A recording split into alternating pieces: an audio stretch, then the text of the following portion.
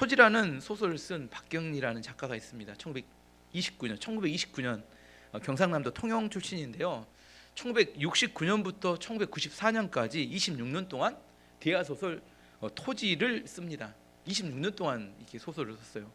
토지는 1부부터 5부까지 5부로 되어 있고 20권의 책으로 되어 있습니다. 대부분의 사람들은 책으로 읽는 게 아니라 뭘로 봤어요? 드라마로 보신 분들이 대부분입니다. 토지의 내용은 조선 후기부터 시작해서 일제강점기, 그 다음에 해방 이후, 그 다음에 한 100년 동안의 한국의 근현대사의 변천 동안 다양한 계층과 다양한 이념, 다양한 욕망을 가진 사람들의 갈등과 고난을 보여줍니다. 박경진이라는 이 작가는 사범대학을 졸업하고 황해도에서 교사로 재직했는데 한국전쟁이 발생하고 난 다음에 서울 서대문 교도소에 남편이 수감되다가 죽어버립니다. 그리고 그 이후에 3살짜리 아들도 죽게 됩니다. 토지 일부 서문에 이렇게 시작합니다. 토지 일부를 현대 문학지에 연재 중이던 1971년 8월에 암이라는 진단을 받고 수술을 받은 일이 있다. 수술 전날 병상의 창가에서 무지개를 보았는데 그것이 참으로 긴 무지개였다. 이제 하나님께서 자신을 데려가려나 보다 하는가 하는 마음이 들었다. 1991년 이렇게 암 수술을 받았는데, 근데 이분은 사실 2008년에 돌아가셨어요. 그 이후에 37년 더 사신 거죠. 죽을 때는 아닌데 자기 마음에 그런 마음이 들었다는 겁니다. 그래서 그때 의사에게 물어봤다는 거예요. 수술 시간이 얼마나 됩니까? 그랬더니 3시간 정도, 3시간 길지 않은데 제 생각에는 3시간 정도 걸린다고 하니까 스스로 대수술이구나 이렇게 생각했다는 겁니다. 근데 그 이야기를 듣고 난 이후부터 마음속에 죽음에 대한 두려움이 찾아왔대요. 수술이 끝난 이후에 회복기에도 죽음에 대한 공포가 더 강하게 밀려왔는데, 옛날 집에는 봉창이라는 게 있습니다. 혹시 아세요? 집 아래쪽에 문이 하나 있는데 봉창, 작은 문이 있어요. 열면 지나다니는 사람들이 다 보이는 그런 문인데, 자기는 병이 수술하고 나서 집에서 쉬고 있는 동안 있었는데 봉창을 열어놨더니 봉창으로부터 밖에 길가에 가는 사람들의 소리가 들리더라는 겁니다. 번데기 장사 소리. 번데기 장사 소리 어떻게 들었을까요? 뻔뻔했을까요? 아무튼 번데기 장사 소리. 아저씨들의 자전거 소리, 자전거 타고 굴러가는 소리. 또 장보러 가는 아줌마들의 수다 소리. 그러면서 생각했대요. 나도 저 아줌마들처럼 건강이 회복되어서 장보러 갔으면 참 좋을 것 같은데. 아줌마들이 무슨 대화를 했을까요? 보통 아줌마들이 모이면 남편 흉내 1번, 2번은 뒷집 아줌마의 흉 보는 거 2번, 3번째는 그동안 힘들었던 일에 대한 넋두리가 3번. 그런 이야기들을 하고 불평이나 투덜거리는 소리를 하고 있었는데 그게 뭐였다고요? 너무 부러웠다는 겁니다. 박경진 씨는 그때 깨달았대요. 세상에 모든 발생하는 일들이 기적이구나, 이걸 깨달았다는 겁니다. 병이 없을 때는 그 당연한 일이고 별일이 아니었는데 병 들어보니까 일상생활에 일어나는 모든 일들은 기적이었고 축복이었다, 그렇게 이야기합니다. 토지라는 소설은 어떤 특별한 사람의 성공 스토리가 아닙니다. 힘겹게 살았던 그 시대를 살았던 사람들의 소박한 이야기를 다루고 있습니다. 근데 그 소박한 이야기에서 기가 막힌 가치를 찾아내어 사람들을 눈물 짓게 만듭니다. 그 이야기를 읽어보면 다 우리가 아는 이야기고 흔해 빠진 우리 주변의 이야기인데 그 이야기 안에서 새로운 가치를 찾아냅니다. 박경리 작가의 그 아까 일부의 서문의 마지막에 이런 부분이 나옵니다. 나는 성경에서 나오는 욥의 고난을 묵상했다. 분명 환난을 겪은 욥에게는 행복의 비밀이 있었을 것이기 때문이다. 왜? 욥은 고난을 이겨냈기 때문에. 무슨 의미냐면 욥이 엄청난 환난을 겪었지만 그가 고난을 이겨내고 행복한 결말을 이루었던 것처럼 자신도 암으로 인한 죽음의 두려움을 이겨내고 행복한 결말을 가져올 것이라는 희망을 갖고, 또 이 민족 근현대사에 걸친 너무나 많은 어려움과 고난을 겪었지만 그걸 이겨내고 행복한 결말을 가져올 것에 대한 소망하는 마음을 고백하고 있습니다. 이 서문의 맨 마지막을 이렇게 마무리합니다. 자막 보시면, 앞으로 나는 나 자신에게 무엇을 언약할 것인가? 포기함으로써 좌절할 것인가? 저항함으로써 방어할 것인가? 도전함으로써 비약할 것인가? 다만 확실한 것은 보다 험난한 길이 남아 있을 것이라는 예감이다. 이 밤에 나는 예감을 응시하면서 빗소리를 듣는다. 이 박경이라는 작가가 그 암 치료받고 난 다음, 이게 93년에 썼던 서문인데 그가 뭘 예감하고 있다고요? 좋은 일을 예감했다고요? 아니면 더 험난한 일이 올 거라는 것을 예감했다고 이야기합니까? 더 험난한 일을 올 것을 예감하는데 그 밤에 그 험난한 일에 대해서 응시하면서 그날 밤에 떨어지는 빗소리를 들었다. 이 빗소리란 현실을 의미합니다. 자기 안에 더 험난한 일이 올 것을 알고 있었지만 빗소리를 들으면서 대비하고 준비하며 온몸으로 그 고난과 어려움을 통과하겠다는 의지를 보여주는 감동적인 서문이었습니다. 박경리 작가는 자신이 일제강점기, 한국전쟁, 엄청난 그 다음에 이렇게 정치적 변혁기 시대를 지나면서 남편도 잃고 자식도 잃고 건강도 잃고 아예 상처날 대로 상처난 그 삶을 통하여 민족의 아픔과 고통을 이해했다 이렇게 생각됩니다. 하지만 감동이 되는 것은 박경리라는 작가의 시선은 절망이 아닙니다. 그 책을 읽어보면 희망이고 소망을 전달합니다. 치열한 현실의 삶 속에서 우리 민족 안에 우리가 살아왔던 삶 안에서 가치를 이야기합니다. 있어 보이려고 절대 포장하지 않습니다. 안타깝고 아프지만 우리 있는 모습 그대로를 가지고 새로운 도약을 위해서 준비하는 모습을 표현한 그런 소설입니다. 이제 본문으로 돌아가면 사도 바울이 예루살렘으로 가게 되면 박해와 환난 더 어려운 일이 있을까란 예감을 가지고 있었습니다. 하지만 바울은 그 환난을 피하려고 하지 않고 예루살렘으로 갔습니다. 우리가 이렇게 희생하고 헌신하면 하나님이 어떻게 해주셔야 돼요? 환난을 없애주셔야 돼요. 우리가 기대하는 건. 근데 환난은 없애지지 않고 다 있었습니다. 하나님 우리 가운데 주시는 건 뭘까요? 환난을 없애주시는 게 아니라 환난을 이겨낼 만한 힘을 주십니다. 이게 더 중요한 이야기입니다. 바울이 예루살렘에 올라간 지 일주일 사이에 그는 성전에서 유대인들에게 붙잡혀 죽을 정도 두드려 맞았어요. 산헤드린 공회에서 신문을 봤는데 양쪽 편이 갈라져서 사두개파와 가랴파하고 갈라지면서 사도 바울이 찢겨 죽을지 두려워서 천부장이 그를 빼냅니다. 그리고는 성전 밖에서는 이렇게 병영 밖에서는 바울을 죽이지 않으면 먹지도 마시지 않겠다고 결심한 40명을 결세하다가 바울을 죽이려고 난리를 치니까 천부장이 사도 바울을 데리고 가이사라로 피신을 시킵니다. 바울은 어느 누구에게 피해를 끼친 적도 없고 나쁜 짓을 한 적도 없었어요. 그런데 왜 바울을 못 죽여서 안달인 사람들이 이렇게 많을까요? 이건 제 질문이에요. 여러분의 질문입니다. 저한테 항상 하래요. 전 나쁜 짓을 한 적도 없는데 왜 이렇게 어려움이 이렇게 많이 생길까요? 저한테 항상 와서 하는 질문이 그런 말입니다. 사도 바울은 나쁜 짓을 하지도 않았고 누굴 해를 끼치도 않았는데 왜 이렇게 그를 죽이려고 나대는 사람들이 이렇게 많을까요? 그 이유는 바울이 예수님의 복음을 전하기 때문입니다. 악한 마귀는 복음을 전하는 사람을 매우 싫어합니다. 특별히 유대인들에게 뭐라고 생각하게 만들었냐면 바울은 율법을 무시하는 사람이고 유대인의 전통을 무너뜨리는 사람이기 때문에 반드시 죽여야 된다. 이렇게 그들을 생각을 이렇게 사로잡았습니다. 바울 입장에서는 억울하기 짝이 없어요. 바울은 하지만 알고 있었습니다. 자기를 죽이려고 하는 게 사람이 아니라 악한 마귀가 뒤에서 조종하고 있다는 걸 알고 있었습니다. 오늘 본문은 대제사장과 장로들이 또다시 사도 바울을 죽이기 위해서 더둘로라는 그 당시에 최고의 변호사를 데리고 가이사라로 찾아왔어요. 가이사라는 그 당시에 이스라엘 땅에서 로마의 군대가 주둔하고 있는 주둔지였고 그 가이사라는 벨릭스라는 로마에서 파견된 총독이 통치하고 있었습니다. 더둘로라는 변호사가 벨릭스라는 총독에게 아첨하는 이야기로 변론을 시작합니다. 3절 말씀 보시면 벨릭스 각하여 우리가 당신을 힘입어 태평을 누리고 또 이 민족이 당신의 성견으로 말미암아 여러 가지로 개선된 것을 우리가 어느 모양으로나 어느 곳에서나 크게 감사하나이다. 이 벨릭스 총독에 대한 이야기를 해보면 이렇습니다. 벨릭스 총독은 노예 출신입니다. 원래 그 당시 황제였던 글라우디오라는 황제의 어머니의 노예였어요. 근데 이 사람이 누구에게 이렇게 그 환심을 사냐면 글라우디오라는 황제의 환심을 삽니다. 근데 좋은 일로 환심을 산 게 아니라 음란하고 매우 악한 게임을 가르쳐줘요. 그걸 통해 환심을 사는데 성공했습니다.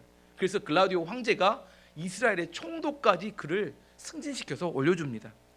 근데 로마의 역사가 타키투스가 이 벨릭스 총독에 대해서 이렇게 역사에 기록합니다.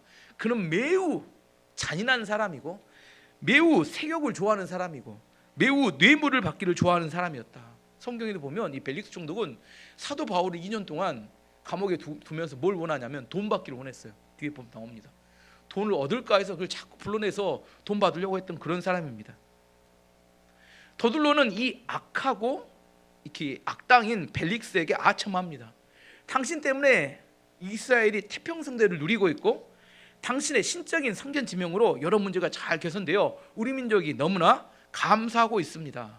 왜 이런 이야기를 할까요? 빨리 바울에게 처벌을 내려주세요. 목적은 딱 하나뿐이죠. 더둘로가 구체적으로 이제 바울에 대해서 세 가지를 고발합니다.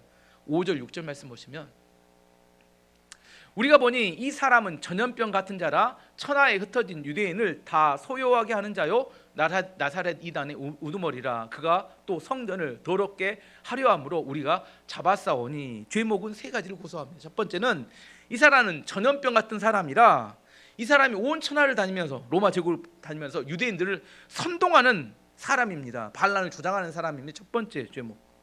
두 번째는 이 사람은 나사렛 이단의 우두머리입니다. 당시에 로마의 종교 정책이 뭐였냐면 각 나라 식민지의 나라에 종교를 정상적인 종교를 인정해 주었습니다. 하지만 이단, 사교, 혹세무민이라는 종교에 대해서는 심각하게 탄압을 했어요. 근데 뭐라고 하는 거예요? 이 나사렛 예수 그리스도를 따르는 이 사람들은 이단이고 사교입니다. 이게 두 번째 죄목이었습니다. 그 이단의 나사렛 이단의 우두머리 대장이 바울입니다. 세 번째, 이 사람은 예루살렘 성전을 더럽힌 자입니다. 세 가지 제목에 대해서 구체적으로 고소를 합니다. 더둘로는 최고의 변호사였고 그의 말을 들어보면 너무나 그럴싸합니다. 벨릭스는 더둘로의 말을 들은 다음에 누구에게? 사도 바울에게도 변론할 기회를 줬어요. 하지만 바울에게는 변호사가 없으니까 누가 해요? 직접 자기가 자기 입으로 세 가지에 대해서 조목조목 변론을 합니다. 첫 번째, 이 사람들은 유대인을 선동하여 반란을 일으키는 자입니다. 여기에 대해서 선동을 합니다. 이야기를 합니다. 로마 제국은 이탈리아 로마가 그 넓은 유럽과 아프리카와 아시아 땅을 통치했어요. 대부분 식민지입니다. 대부분의 나라가. 이 나라의 식민지에 누구를 파송하냐면 총독을 파견해서 그 나라를 통치하고 다스렸어요. 로마 군대에 몇 명하고. 이 로마 제국의 로마 총독들이 가장 두려워하거나 가장 민감한 건 뭐냐면 반란과 밀란입니다. 왜냐하면 자기가 재임 기간 중에 반란이나 밀란이 일어나면 통치를 잘못했던 걸로 생각해서 뭐 하냐면 잘못하면 잘릴 수 있습니다. 면직을 당할 수 있어요. 그래서 총독이 부임하게 되면 얼마나 잘 사는지 그걸 별로 관심이 없어요. 가장 중요한 것은 그 나라에 자기가 다스린 땅에 밀란과 반란이 일어나지 않아야 된 겁니다. 근데 이 사람들이 고소의 첫 번째 내용이 뭐냐면 이 사람은 사람을 선동해서 밀란이나 반란을 일으키는 그런 사람입니다. 굉장히 민감한 문제를 이렇게 건드린 겁니다. 이게 사실이라면 이 사람의 죄는 뭐예요? 형벌은 사형입니다. 이건 사형 당연한 형벌입니다. 밀란을 일으키는 자입니다. 우리나라 같으면 이 사람 빨갱이입니다. 북한의 김정인 사주받고 움직입니다. 이런 이야기가 똑같은 이야기예요. 사도 바울이 변론을 합니다. 저는 예루살렘에 온 것이 불과 12일밖에 되지 않습니다. 그 중에 5일은 가이사라에 있었고 일주일 동안밖에 예루살렘이 없었는데 그 사이에 어떻게 제가 사람을 모아서 선동을 하겠습니까? 11절에서 13절까지 이야기합니다. 당신이 아실 수 있는 바와 같이 내가 예루살렘에 예배하러 올라간 지 열 이틀밖에 안 되었고 그들은 내가 성전에서 누구와 변론하는 것이나 회당이나 또는 시중에서 무리를 소동하게 하는 것을 보지 못하였으니 이제 나를 고발하는 모든 일에 대하여 그들이 능히 당신 앞에 내세울 증거 것이 없나이다. 7일 동안 내가 사람들을 선동할 만한 그런 시간적 여유가 없었습니다. 당신도 알 것이고 그 사람들의 증거를 제출한 증거도 하나도 없습니다. 두 번째, 이 사람은 나사렛 이단의 우두머리입니다. 바울은 자기가 믿는 예수님을 믿는 것이 이단과 사교가 아니라고 증언합니다. 바울이 이야기합니다. 저는 예수님을 믿는 신앙으로 구약의 하나님을 무시하지도 않고 잘 섬기고 있고 구약의 율법도 잘 지키고 있고 심지어 그들이 믿고 있는 죽은 자와 산 자, 의인과 죄인의 부활도 믿고 있습니다. 이렇게 이야기합니다. 14절에서 16절 말씀 보시면 그러나 이것을 당신께 고백하리이다. 나는 그들이 이단이라고 하는 도를 예수님이 믿는 것을 말합니다. 도를 따라 조상의 하나님을 섬기고 율법과 선지자의 글에 기록된 것을 다 믿으며 그들이 기다리는 바 하나님께 향한 소망을 나도 가졌으니 곧 의인과 악인의 부활이 있으리라 하매니이다. 이것으로 말미암아 나도 하나님과 사람에 대하여 항상 양심에 꺼리낌이 없기를 힘쓰나이다. 이단의 특징은 뭐냐면 윤리와 도덕이 없다는 거예요. 근데 자기는 뭐라고 바울은 저는 양심에 꺼리낌이 없도록 살아가고 있습니다. 이단의 도가 이단이 절대 아닙니다. 예수 믿는 기독교는. 두 번째 변론합니다. 세 번째는 예루살렘 성전을 더럽혔습니다. 뭐라고 이야기하냐면 내가 성전에 올라간 이유는 정결 의식을 때문에 올라간 것이고 예루살렘에 온 이유는 그리스에 있는 교회들이 구제헌금을 줬기 때문에 구제헌금을 가지고 이들을 구제하기 위해서 여기에 왔습니다. 17절에서 20절까지 말씀 보시면 열흘 만에 내가 민족을 구제할 것과 재물을 가지고 와서 드리는 중에 내가 정결의식만 결례를 행하였고 모임도 없고 소동도 없이 성전에 있는 것을 다 그들이 보았나이다. 그러나 아시아로부터 온 어떤 유대인들이 있었으니 그들이 만일 나를 반대할 증거가 있으면 마땅히 당신 앞에 와서 고발하였을 것이요 그렇지 않으면 이 사람들이 내가 공회 앞에 섰을 때 무슨 옳지 않은 것을 보았는가를 말하라 하소서. 아무런 증거도 그들은 제출하지 못했습니다. 제가 여러분이 관심이 없기 때문에 빠른 속도로 변론에 대한 이야기를 했습니다. 한국말인데 여러분 그냥 읽으면 이해를 못해요. 바울이 세 가지 조목조목 변론한 이야기를 했습니다. 자, 이렇게 해서 사도 바울이 완벽에 가까운 변론을 했고 그 더돌로라는 그 변호사의 변론을 이기고 그 악당인 벨리스 총독의 입을 막고 대제사장과 장로들도 할 말을 잃게 만들었습니다. 어떻게 이게 가능했을까요? 왜? 사도 바울의 변론에는 진실에서 나오는 엄청난 힘이 있었습니다. 진실에서 나오는. 일반적으로 이런 고난과 억울한 일을 당하면 사람들이 어떻게 반응해요? 이렇게 변론을 하는 게 아니라 감정적으로 반응합니다.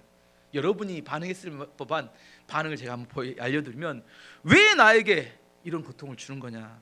내가 뭘 잘못했다고 이 난리냐? 너희들 이렇게 하면 하나님께서 너에게 천벌을 내릴 것이다. 이런 식의 이야기를 합니다. 고래고래 소리를 지르고 왜 나를 잡아갖고 이렇게 힘들게 만드는지 막 난리를 쳐요. 사도 바울은 이렇게 하지 않아서 흥분하지 않았습니다. 자기가 믿고 있는 바를 담담한 복음을 이야기합니다. 그리고 또 그들이 뭐가 잘못됐는지 조목조목 이야기를 합니다. 예를 들어서 이런 예를 들 수 있습니다. 우리나라는 일본과 중국을 상당히 싫어합니다. 감정이 별로 좋지 않아요. 가까운 나라인데 역사적으로 우리나라를 너무 힘들게 한 게 많았습니다. 일본은 독도는 자기 나라 땅이라고 이야기합니다. 중국은 동북공정이라고 이렇게 역사를 왜곡해서 한국을 중국의 소수민족이나 식민지였다고 식민지처럼 만듭니다. 이런 역사 왜곡을 하는 이런 일본과 중국에 대해서 우리나라는 어떻게 반응합니까? 대부분의 사람들이 어떻게 반응해요? 감정적으로 미워하고 소리 지르고 난리를 칩니다. 하지만 바뀌지 않아요. 증명을 해보면 일본이 우리나라 반도체 기업에 반도체 소재를 주지 않는다고 못 팔겠다고 하니까 그때 일본 물건 사지 말자고 노 재판 난리 났습니다. 아무튼 일본 이렇게 술도 안 마시고 일본 옷도 안 사 입고. 근데 지금 일본에 가보면 누구밖에 없어요? 한국 사람이 천지랍니다. 내가 일본에 갔다 온 사람 최근에 우리 병원에서 많이 갔는데 대부분 한국 사람이에요. 부딪히면 다 한국 사람이랍니다. 그리고 엄청나게 쇼핑을 해서 지금 일본이 최호황을 누리고 있대요. 엄청나게 쇼핑을 많이 해서 일본에 가는 게 잘못된 건 아닙니다. 하지만 논리적으로 설득하는 그런 지식이 없기 때문에 맨날 감정적으로 폭발했다. 그 다음에 또 다 일본에 가서 또 여행하고 있어요. 요즘 또 중국 그렇게 싫어한다더니 요즘 쇼핑은 네이버에서 안 한대요. 알리하고 테무에서 무지하게 쏟아져서 네이버 쇼핑몰이 점점 망해가고 있다고 합니다. 요즘 알리하고 테무에서 쇼핑한대요. 중국 가면 삼성의 휴대폰 안 씁니다. 현대 기아차도 안 삽니다. 그래서 공장들이 문을 닫고 다 철수하고 있는데 우리나라는 알리 테무에 빠져가지고 인터넷에서 중국 상품 무지하게 사고 있습니다. 여행은 일본으로, 쇼핑은 중국 사이트에서. 말과 행동이 달라요. 감정적으로는 막 흥분하지만 실제로는 논리적으로 왜 우리가 그렇게 해야 되는지 논리가 없고 지식이 없으니까 좀만 이익이 된다고 하면 금방 그쪽으로 가서 그것에 빠져서 그냥 살아갑니다. 신앙생활도 마찬가지입니다. 이단들이 많은 성도들을 미혹하고 넘어지게 합니다. 이단이 잘못됐다고 이야기해요. 그러면 감정적으로 흥분하지 말고 무엇이 잘못됐는지, 우리가 믿고 있는 바가 무엇인지를 분명히 알고 이야기하고 설득할 줄 알아야 되는데, 내가 믿는 바가 무엇인지를 몰라요. 그들이 뭐가 잘못된지를 모릅니다. 그냥 감정적으로 안 된다고만 생각합니다. 실제로 문제가 해결되는 건 하나도 없어요.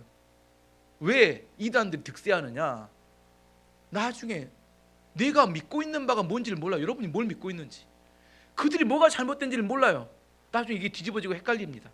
많이 모이고 많은 사람이 딸려가면 그것이 옳은갑다 이렇게 생각할 수 있게 됩니다. 바울은 당시 최고의 변호사였던 더둘로와 변론을 해서 이겼습니다. 최고의 악당이었던 벨릭스 총독의 입을 막아버렸어요. 예를 들어 이런 겁니다. 벨릭스 총독은 정말 나쁜 사람입니다. 악당 역사를 보면 이 사람이 재판을 해요. 대제사장과 바울이 재판을 붙었습니다. 대제사장 그때 실제적인 권력자였어요. 호족이었습니다. 이스라엘에서 막강한 사람이었어요. 누구 편을 들어줄 가능성이 높을까요? 대제사장이 훨씬 미숙하고 뭔가 도움을 받을 수 있기 때문에 바울은 아무것도 힘없는 죄인입니다. 근데 이 벨릭스조차도 양쪽 변론을 들어보니까 이 대제사장 편을 들었다가는 나중에 큰 문제가 될 수 있을 것 같은 생각이 들었습니다. 그래서 바울 편을 들어줄 수밖에 없었어요. 바울 편을 근데 공식적으로 들어주면 또 어려움이 생기니까 선고 유예를 내립니다. 22절 말씀 보시면 벨릭스가 이 도에 관한 것을 더 자세히 아는 거로 선고 유예라는 연기하여 이르되 천부장 루시아가 내려오거든 너희 일을 처리하리라 하고 이게 선고를 뒤로 미루었다는 겁니다. 사실상은 사도 바울의 승소입니다. 바울의 승리였어요. 만약 사도 바울이 여기서 승소하지 못했으면 죽임을 당했을 죄목이었기 때문입니다. 더둘로가 변론 중에 사도 바울은 전염병과 같은 사람이다 하는 부분이 나옵니다. 우리가 코로나를 거쳐가면서 전염병이 얼마나 무서운지 잘 알게 됐습니다. 코로나 때문에 3년 동안 마스크 쓰고 다녀야 됐고 사람들을 만나지도 못했고 대부분 비대면으로 일을 처리해야 했습니다. 왜? 코로나가 감염되면 죽을 수 있고 큰 병이 발생할 수 있으니까. 더둘로는 사도 바울을 코로나 같은 전염병 같은 사람이다. 뭘 전염시키는 사람? 오늘 제목이 나오는데 예수님을 전염시키는 전염병 같은 사람이다 이렇게 이야기했어요. 왜냐하면 사도 바울은 어느 곳에 가든지 가기만 하면 예수님을 전해줘서 사람을 구원합니다. 어느 지역 가든 새로운 지역에 가면 가기만 하면 교회가 새로 개척돼요. 대제사장과 유대의 장로들이 보기에는 이 사람 죽이지 않으면 이 사람 도저히 예수님이 전파되는 걸 막을 수 없다. 감옥에 두면 감옥이 변화가 됩니다. 군대에 가면 군대가 변화가 돼요. 사도 바울 입장에서는 엄청나게 영광스러운 이야기입니다. 사도 바울은 예수님을 전파하는데 전염병같이 사람에게 전파하는 사람이다. 저는 우리 교회가 그런 교회가 되기를 원합니다. 빌립보서를 보면 사도 바울이 자기가 로마의 감옥에 있을 때의 이야기를 기록하고 있습니다. 로마의 감옥에서 그는 이렇게 고백합니다. 빌립보서 1장 12절에서 14절 말씀 보시면 형제들아 내가 당한 일이 도리어 복음 전파에 내가 당한 일은 감옥에 갇힌 일입니다. 도리어 복음 전파에 진전이 된 줄을 너희가 알기를 원하노라. 이러므로 나의 매임이 감옥에 갇힌 겁니다. 그리스도 안에서 무슨 휴일의 안과 바울을 지키는 사람들이 휴일을 말합니다. 안과 그 밖에 모든 사람에게 나타났으니 그들이 바울의 복음을 전파를 듣고 예수를 믿었다는 겁니다. 형제들 중 다수가 나의 매임으로 내가 감옥에 갇힘으로 말미암아 주 안에서 신뢰함으로 겁없이 하나님의 말씀을 더욱 담대히 전하게 되었느니라. 사도 바울은 감옥에 가다 놨더니 그를 8명이 한 조가 돼서 지켰는데 감옥에 지키는 사람들이 바울과 접촉만 하면 예수 믿고 변화가 돼요. 근데 시위대가 점점 예수 믿는 사람이 늘어났다는 거예요. 어디 갖다 놓기가 무서워 이 사람들. 그래서 사도 바울 때문에 감옥 밖에 있던 사람들도 담대함을 얻어서 어디 가든지 예수님을 증거하게 되었다 그렇게 이야기합니다. 우리는 환경과 조건을 따집니다. 우리가 복음을 전하지 못하는 이유는 예수님을 전하지 못하는 이유는 너무 바빠서 환경이 어렵기 때문에 이렇게 이야기하지만 그렇지 않다는 겁니다. 우리가 복음을 전하지 못하는 이유는 우리 안에 내 안에 예수님이 충만하지 않기 때문입니다. 물은 높은 곳에서 낮은 곳으로 흐를까요? 낮은 곳에서 높은 곳으로 흐를까요? 물이 어디서 흘러요? 물은 높은 곳에서 낮은 곳으로 흘러가게 되어 있습니다. 내 안에 예수님이 충만하면 그 충만한 예수님은 반드시 충만하지 않은 곳으로 흘러가게 되어 있습니다. 교회 오는데 일주일 동안 간신히 살아서 간신히 이 생명을 살다가 뭐 죽기 전에 간신히 교회 와서 여기서 어떻게 뭘 좀 얻어갖고 살아볼까, 충만함이 없어요. 그래서 복음 전도가 안 되는 겁니다. 간신히 살아가고 있기 때문에 내가 전달할 게 없어요. 반드시 충만한 것은 충만하지 않은 쪽으로 흘러가게 되어 있습니다. 헤겔이 철학자가 이야기했어요. 양이 충만하게 되어지면 질적인 변화가 나타난다. 양이 충만해지면 그 다음에 우리는 질을 변화시켜야 된다. 이렇게 양이 변하지 않더라도 질이 변할 수 있다고 생각하고 질을 변화시켜야 되는데 질이 중요하다. 질의 변화는 어디서 나타나냐면 양이 충만해지면 질적인 변화는 뒤에 따라오는 결과다. 이렇게 이야기합니다. 네 안에 뭐가 없어요? 예수로 충만해지는 충만함이 없기 때문에 주변 사람이 변하지 않는 겁니다. 충만하지 않는데 갑자기 놀라운 지혜가 생기거나 갑자기 돈벼락에 맞는 이렇게 기적이 나타나기를 기대합니다. 사람들은 가끔 나타나기도 가끔 나타나기도 해요. 없는 건 아닙니다. 가끔 나타나기도 하는데, 하지만 문제는 뭐냐면 그 기적 이후에 금세 원래의 모습으로 다시 돌아가 버립니다. 왜요? 내면이 바뀌지 않았기 때문에, 질적인 변화가 나타나지 않았기 때문입니다.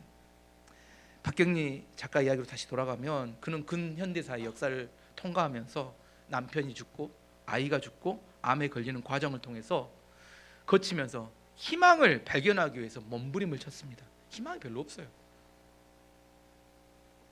그는 욥을 묵상하면서 고난을 이겨내는 비결이, 행복해지는 비결이 있었듯이 자신도 반드시 이 어려움을 이겨내고 행복해질 기대를 하는 믿음을 가지게 되었습니다. 이 믿음을 가지고 희망의 관점에서 토지라는 글을 쓰면서 우리 한국의 근현대사에 척박하고 힘들고 어려운 그런 과정 안에서 소망과 희망의 메시지를 전달하고 있는 게 토지라는 소설의 내용입니다. 지금 우리 안에 무엇이 있습니까? 무엇으로 우리가 충만해 있습니까? 두려움으로 충만해 있고, 근심으로 충만해 있고, 현실을 도피하고 싶은 절망으로 충만해 있습니다. 희망은 어디서 생기냐? 우리 희망을 갖기 원하지만 희망은 어디서 생기냐면 치열한 현실의 한 복판에서 그걸 이겨낸 사람들만이 희망을 이야기할 수 있습니다. 희망 고문 말고. 요즘 이 선거가 얼마 안 남아서 유튜브를 보면 이렇게 많은 후보들과 그 지지하는 사람들이 뭔 이야기를 합니다. 근데 희망은 일도 없어요. 그런 이야기를 들어보면 이 한국 땅에 안 살아야겠다 이런 생각이 들 만큼 상대를 비판하고 비난하는, 저주하는 말로만 가득합니다. 왜 그럴까요? 조회수 올려서 돈 벌는 수단으로 선거를 이용한다, 그런 생각밖에 들지 않습니다. 말쟁이들의 말에 속으면 안 됩니다. 정말 치열한 삶의 현장에서 희망을 말해줄 수 있고 진짜 가치를 말해줄 수 있는 지도자가 필요합니다. 바울은 박해와 고난 속에서 원망하거나 불평하지 않았습니다. 박해와 고난 때문에 내 인생이 그렇게 됐다고 이야기하는, 이유 없는 고난을 당하지만 그는 자기를 핍박하는 대제사장의 권위도 인정해 주었고, 그는 자기를 재판하는 벨릭스의 권위도 인정해 주었고, 악한 사람임에도 불구하고 그리고 그 재판을 성실하게 임하였습니다. 어떻게 그렇게 할 수 있었을까? 상황이 녹록하지 않은 다 악당이나 나쁜 놈들만 주변에 천지였다니까요. 근데도 어떻게 그런 재판에 성실하게 잘 삶을 살 수 있었을까? 그 모든 결정을 그들이 하는 게 아니라 하나님이 한다는 하나님에 대한 믿음이 있었기 때문입니다. 그리고 예수님으로 그 안에 충만했기 때문입니다. 그들에게 뭔가를 보여주려고 발버둥 치지 않았어요. 자기의 의와 자기의 이익을 위해 살지 않고 예수님의 복음을 증거하는 일 외에 자기의 모든 것을 헌신했기 때문입니다. 이런 진실함이 악한 자들에게도 전달되니까 그들도 자기 마음대로 판결을 내리지 못하게 된 겁니다. 말한다고 세상이 바뀌지 않습니다. 내가 죽고 예수가 내 안에 살아가는 충만한 삶이 있을 때 우리가 이 땅에 또 다른 작은 예수가 되어서 예수님을 전염시키는 사람이 될 수 있습니다. 저는 우리 교회가 예수님을 전염시키는 교회가 되기를 원합니다. 사람 많이 모이는 건 중요하지 않습니다. 저는 여러분과 여러분의 가정이 예수님을 전염시키는 가정이 되기와 여러분이 성도가 되기를 원합니다. 함께 기도하겠습니다.